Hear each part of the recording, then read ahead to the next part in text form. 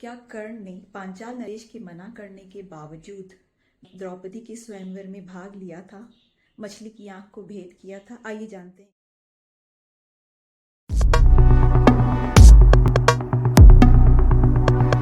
महाभारत की इस कथा में जब पांडवों को उनके पासे के खेल में हारने के कारण वनवास भेज दिया गया था, तो यह उनके लिए एक अत्यंत दुखद और कठिन समय था।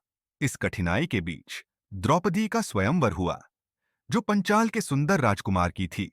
द्रौपदी के पिता राजा द्रुपद ने अपनी पुत्री के लिए योग्य वर को चुनने के लिए एक प्रतियोगिता आयोजित की थी। इस प्रतियोगिता में राजाओं, राजकुमारों और वीरों ने भाग लिया, क्योंकि द्रौपदी का हाथ जीतने की इच्छा उनमें से प्रत्येक की थी। यह प्रतियोगिता अनोखी और कठिन थी। प्रतियोगियों से एक घूर्णनशील मछली की आंख में तीर मारने का लक्ष्य दिया गया था, लेकिन यह तीर मछली पर नहीं, बल्कि मछली की परछाई पर, जो पानी के कटोरे में दिखाई दे रही थी, मारना था। यह प्रतियोगिता केवल शारीरिक बल का नहीं, बल्कि ध्यान और मानसिक एकाग्रता की परीक्षा थी। राजाओं और वीरों ने एक-एक करके इस चुनौती को लिया। शक्तिशाली राजकुमार, जो युद्ध कला और धनुर्विद्या में प्रसिद्ध थे, सामने आए, लेकिन कोई भी तीर कमान से सही ढंग से तीर भी नहीं चला सका। असफलता का सिलसिला चलता रहा और वातावरण में असंतोष और हताशा फैल गई। दुर्योधन को अपनी क्षमता पर कोई संदेह नहीं था। उसने इस धनुर्विद्या की प्रतियोगिता में भाग लेने के लिए एक कदम भी आगे नहीं बढ़ाया।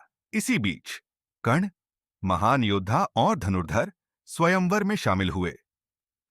वह अपनी क्षमता को साबित करने के लिए आत्मविश्वास से भरे हुए थे।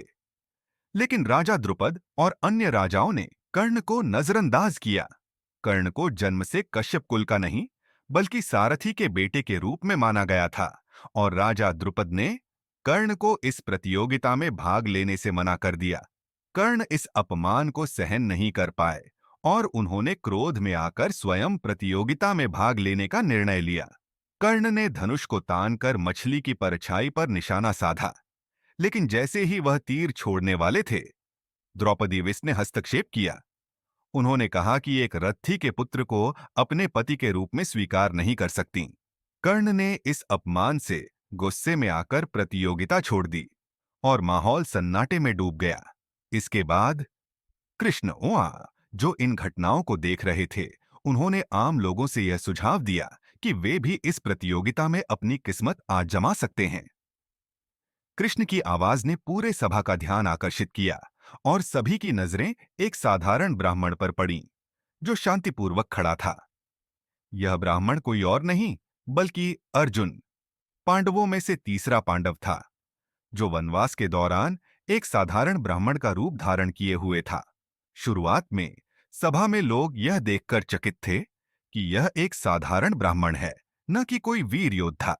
लेकिन अर्जुन, जो महान गुरु द्रोणाचार्य से धनुर्विद्या में प्रशिक्षित था, पूरी तरह से अपने लक्ष्य पर ध्यान केंद्रित कर चुका था। उसने पूरी एकाग्रता के साथ मछली की परछाई पर निशाना साधा। उसकी तिरछी नजर और शांत मन से तीर ने मछली की आंख को सही स्थान पर छुआ।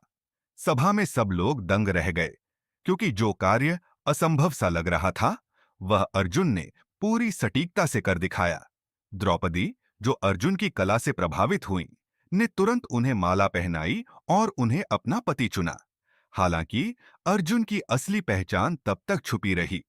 द्रौपदी को यह जानकर हैरानी हुई कि वह ब्राह्मण कोई और नहीं, बल्कि अर्जुन, पांडवों में से एक महान धनुर्धर और राजकुमार थे।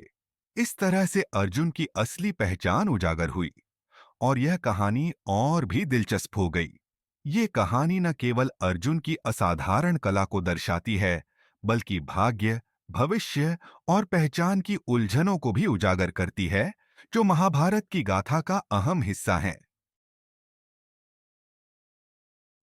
अगर आपको मेरा ये कहानी प्रस्तुत करने का तरीका पसंद आया हो, तो मेरे चैनल को लाइक कीजिए, अपने दोस्तों और रिश्तेदारों के साथ शेयर कीजिए, अपने महत्वपूर्ण सुझाव मुझे कमेंट सेक्शन में लिख कर दीजिए और मैं आपसे मिलती हूँ मेरे नेक्स्ट वीडियो में। धन्यवाद।